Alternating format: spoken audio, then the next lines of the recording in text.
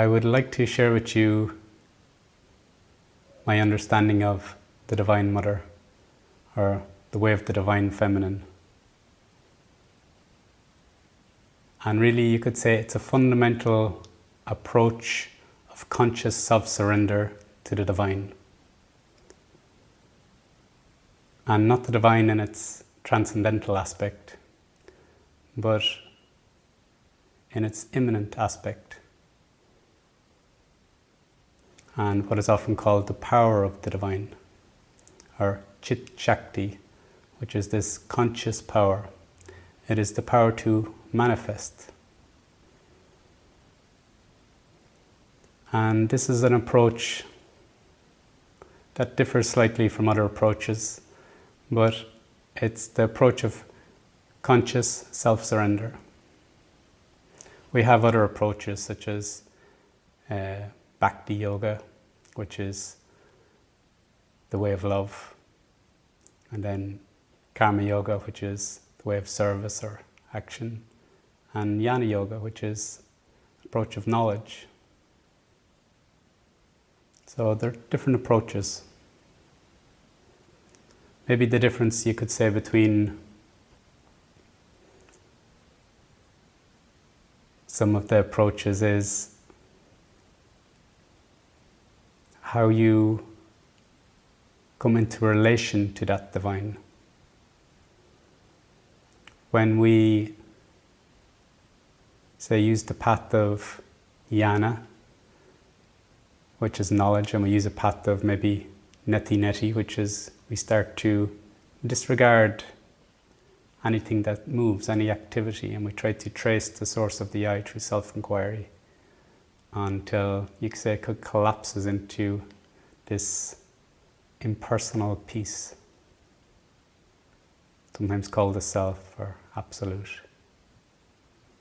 And that realization is complete in itself.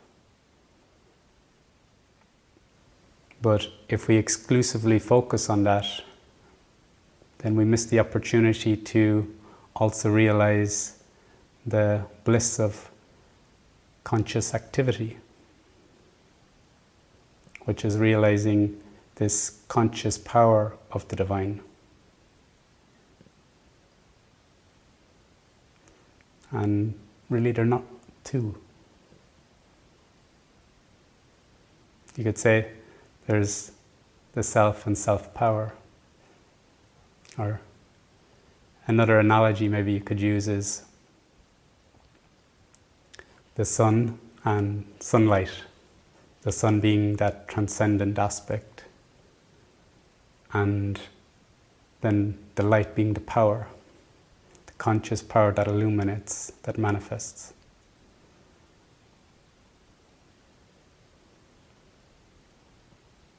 So sometimes people call this conscious power Maya, and sometimes that has connotations that somehow we're being fooled. But originally the meaning of Maya means to measure out, and you could say that's what she does, the mother, that she's this measuring power. She measures the infinite into finite aspects. So she allows for individual points of consciousness, which allows for a relationship, allows for evolution, and allows for this manifest world. This manifest world is only the material layer of her power. And the way of conscious self-surrender to the Mother, we start to scratch beneath this surface and open up to her vast intelligence. And in doing so, she reveals God, but God in his, you could say, personal aspect, or the self in its personal aspect.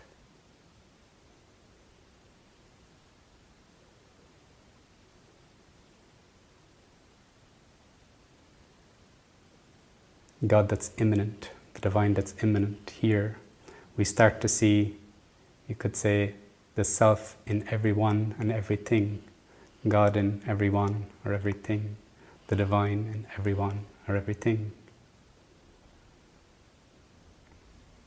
So you could say it has a personal and relational aspect to it.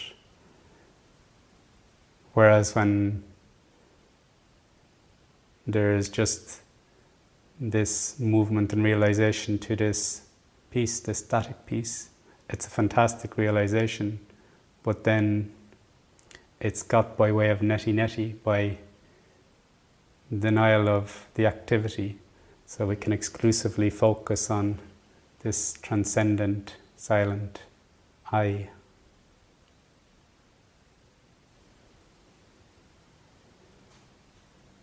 But this mysterious I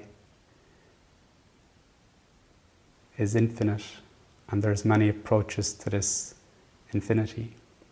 And one is through this conscious power.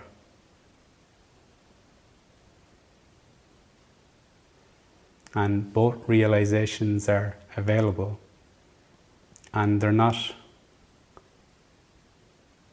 contrary to each other. That as you become more conscious, you can hold the paradox of a divine that's still and active all at once.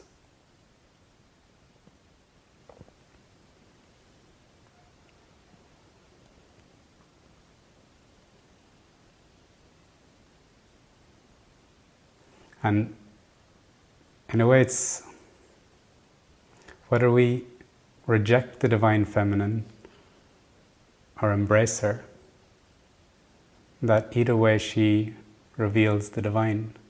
She may reveal by pushing against her, we open to the transcendent aspect of the divine. By embracing her, we come to this more immanent aspect of the divine. And even through, say, Bhakti Yoga or Karma Yoga or Jnana Yoga, we're using our mind to contemplate, to self-inquire, or using our heart to love, or our body in conscious service. And really, mind, body and emotions, this vital energy, are this material aspect of Shakti. So we're using Shakti, the power of the divine, to contemplate the divine, to love the divine, to inquire into the divine, to serve the divine. So even if we don't consciously recognize that it's the divine power, the divine feminine, the power of the divine, we can still benefit in that we can use these abilities to contemplate, to inquire, to come to a realization of the transcendent divine, the self. But we can also deepen into her, embrace her.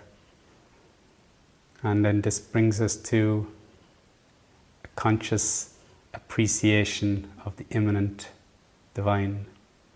And this, for me, is a transformational power, because it starts to bring light to areas of unconsciousness in our mind, in our vital and in our physical.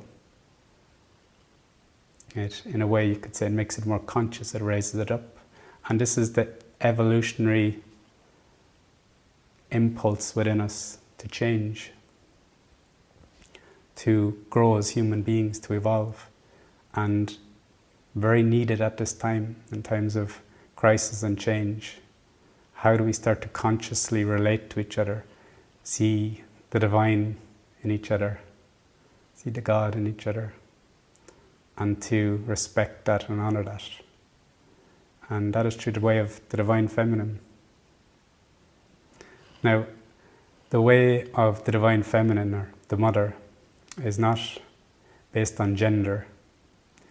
These are divine principles, you could say. So the way of divine feminine is Shakti, it's power. And we all have this power in that we all have a mind, body, vital energies. and access to that deeper Shakti.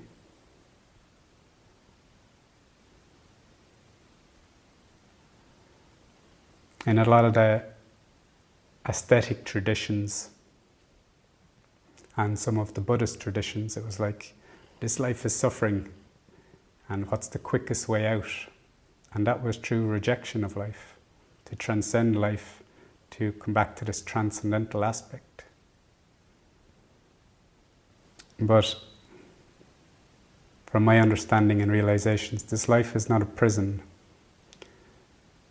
that we're here to evolve and to know ourselves in form.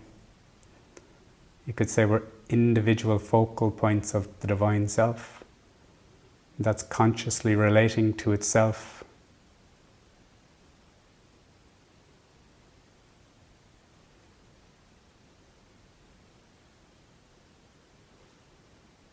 And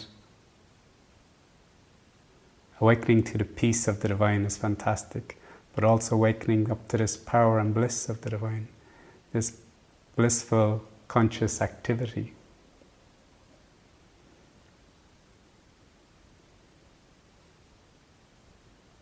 Often earlier traditions wanted to, escape, so to speak. And the premise was that this life is suffering. But when you look at it only from an egoic standpoint, there is much suffering, confusion and ignorance. But when we start to become more conscious, to be less self-centered, we start to recognize that spark of divinity within, which I call the soul, that has this aspiration and will to serve and grow and to be here.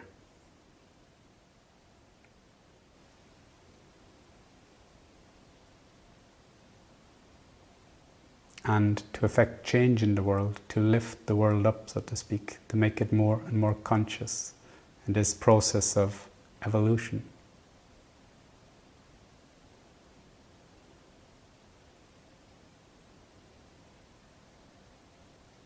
So the way of the Mother, or Divine Feminine, is a path of conscious self-surrender. And it fits beautifully with Jnana and Bhakti and Karma and other traditions. And it's very much rooted in the here and now. It's not about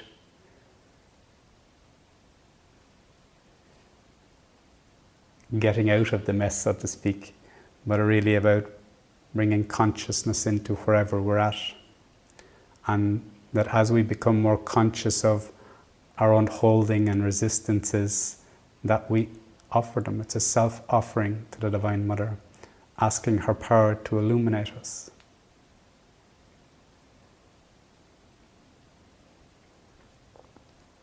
And really, Jnana Yoga complements this, is that you start to know yourself more. And Bhakti, through love, you start to love more.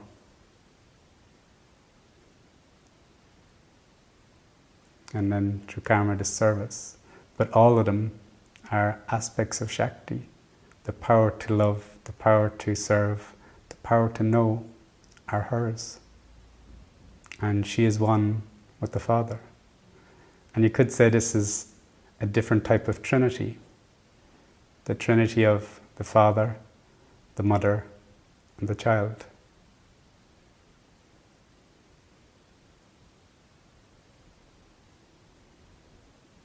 And ultimately you can say this Father and Mother are one. They're just ways of approach, ways of understanding, but essentially they're not two. Can we have the sun without sunlight?